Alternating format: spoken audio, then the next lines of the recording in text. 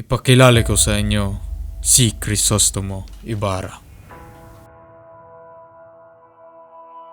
Ako po si Juan Crisostomo Ibarra y Magsalin. Tinutukoy ko ang mga kalupitan at pang-aabuso na dulot ng mga Paralye at Kastila sa ating bayan. Nasaan kayo, mga anak ko?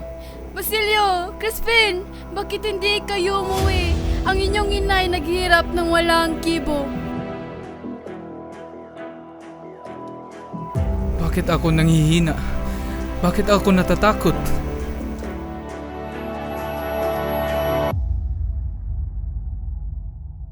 Ang mga hakbang ng mananakop ay higit pang nagpapaalam ng galit at paghihirap sa puso ng mga tao.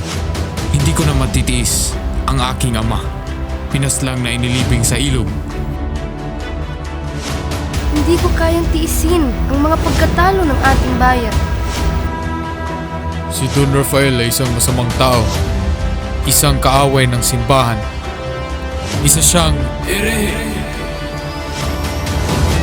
Umalis kayo kung hindi niyo gustong mamatay. Si Padre Tomaso, wala siyang malasakit sa kapwa.